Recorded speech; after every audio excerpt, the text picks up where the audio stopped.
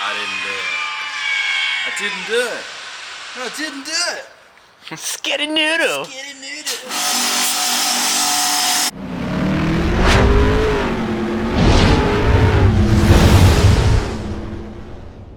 Hello and welcome to another episode. Now this week we are preparing Matt Harvey's car between rounds, at least cosmetically, and we're going to go through all the steps to show you exactly what it takes for an 800 horsepower pro car between rounds. And look, he did just win Drift Fest, so we're going to skim over some little cosmetic damage because he earned it. Let's go.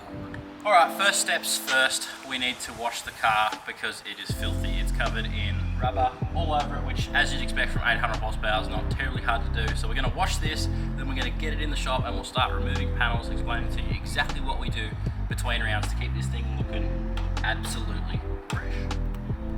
Let's wash it.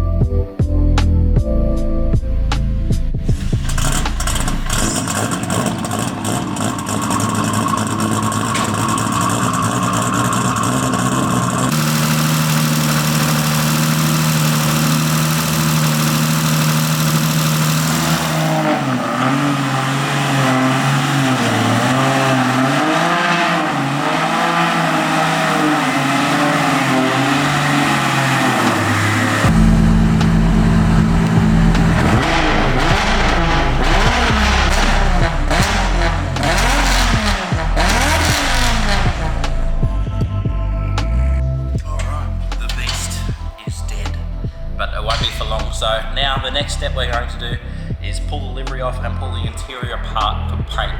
We're going to explain why in just a second, although there's been a few little steps along the way to make it a little bit rougher than we would like. We're going to fix that up and have this thing looking $1 million. Just how Matt drives it, A1, so the car should present. Let's get after it.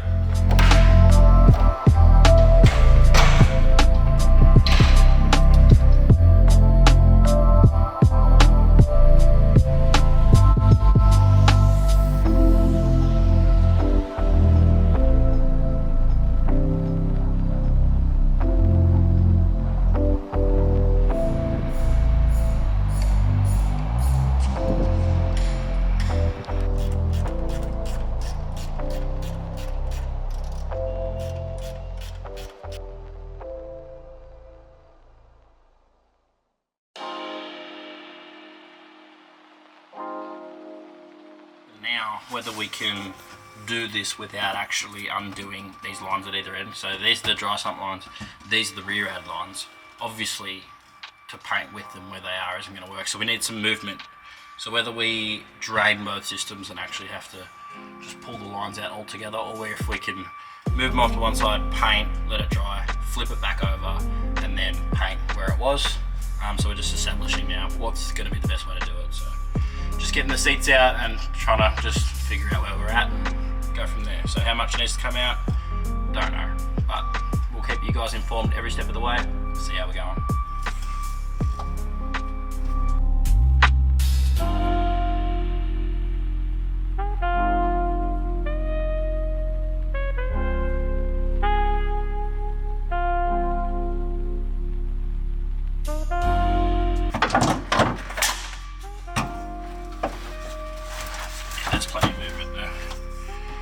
So it looks like that's how we're going to do it. Obviously, as you can see, these drift cars get absolutely caked full of rubber, so it's probably a good idea every season to actually pull all your seats out and vacuum inside the car anyway. And if you're curious to see how much extra weight this car carries at the end of an event versus the start, you guys saw how much rubber we washed away before. Look how much rubber's in the car as well. So it's probably not a big performance issue, but maybe a little bit. You'll gain a little bit out of this, which sometimes that's all you need. So we'll get this thing looking $1 million. It's just time and effort. So a little bit of paint will go a long way.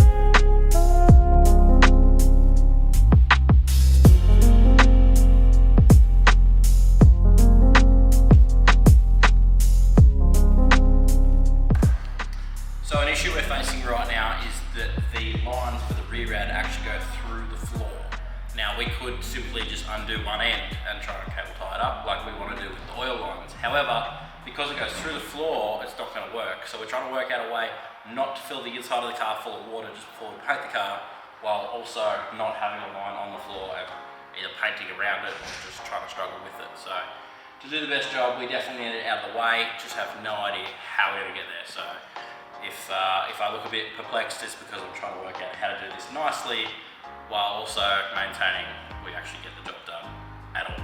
So trying to work that out right now. But other than that, everything's coming out super easily. It's a race car. There's about 7 bolts to hold this thing together. Nothing's been a drama so far.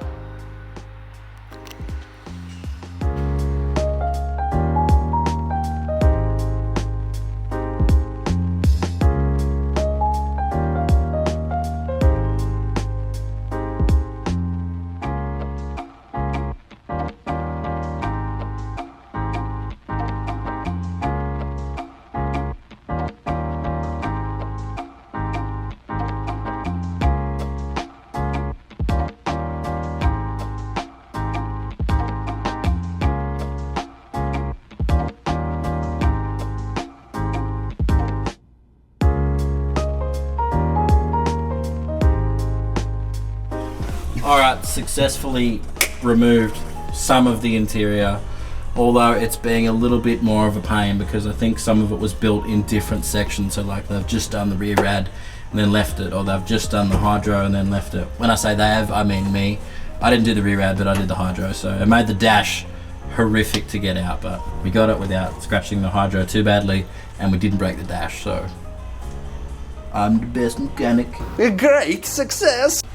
Now we have to sort out whether we're going to remove absolutely everything or mask it. So that's kind of the trade-off, is the more we mask, the worse the job is. So we're weighing that up, but nearly there. Pretty much just have to take the seat out, fire extinguisher, some of the handbrake stuff, and then it's ready for paint. Alright, so we've got the car mainly stripped and now it's time to concentrate on paint. Now, there was only one name that kept coming up and that was Hamr Coating. So we're going to go and give them a visit, see if we can't wrestle up a bit of red for this car. Now, the paint code, I'll let you guys fight in the comment section on what it is, but it's a bit of a special paint code. I'll give you a hint, it's Ford. So we're going to go and pick up some paint now, and it looks like we're going to respray the inside and outside of the car. It's a little bit rougher than we kind of thought, and we want this thing to be absolutely fresh. So first step, we'll go and get some paint. Second step, profit.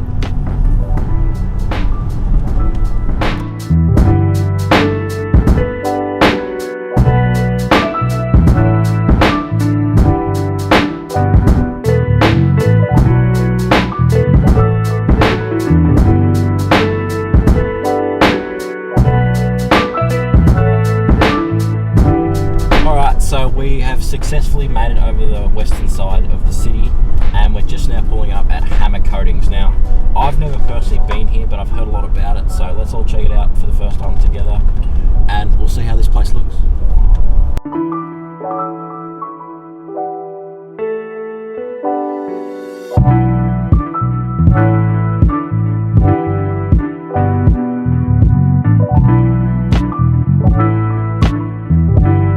Currently rebuilding one of Australia's best drift cars, so he just wants. Do you guys know drifting? I am the drifter, she's more the burnout queen. Perfect. We're the complete opposite. So we're rebuilding Matt Harvey's car, so he just won Drift Fest on the weekend, and we're giving it a refresh before the national series. So Awesome. we've come to the best possible spot to get out paint. Definitely. Let me come round. So first impressions, these guys are awesome. Now, they're car people. That's the main thing, is sometimes people don't necessarily understand exactly what you want. These guys get it. Alright, so what colours is it looking for? So we need, and we're looking for enough to do a whole car. Okay. Inside and out. In and out. So your name got brought up as Hamr, but I've never even heard of you because I'm a race car guy, not a show car guy. That's fine. So the more we could do to get your name out there. Yeah. Well, Hamr started in 2017, so our old boss, he found a niche in the market that paint's really expensive. So that's why he created Hamr. Fantastic. Yeah, so it's affordable, smash drift cars, it's not so expensive to fix. Yes, well, look, we want the drift car to be presented as best as possible. Yeah. We'd love to have Hamr on the channel. We're gonna organise some paint off camera now, guys. Come see me, Yeah. Laura at Hamr Coatings. All right, done. Shit, man, it's jacked. Spaghetti noodle. Tell you what, they don't lie when they write on the side of the wall, Melbourne's most affordable automotive paint. So I won't put it out here exactly what that cost. But that was affordable. So if you guys are in the area, definitely come down, because that's amazing. These guys are so helpful, and at a price that's half the price I thought it'd be. So honestly, check these guys out. That was awesome. Alright guys, we're going to end off the video there. We've got lots of sanding to do and a little bit of more of the car to strip out, and then we're going to mask it up, and then it is time for paint. I'm going to let you guys fight in the comment section below on what color that is. A very special thank you to Hamr Coatings. We'll leave a link to them in the description below. Make sure you go check them out. They might even give you a good deal if you mention Pesimatic, but honestly, their prices are too good already. Thank you very much for watching. Tell your mum to subscribe. I know she's been watching. We'll catch you in a future episode where we finish Matt Harvey's car and we're ready for success.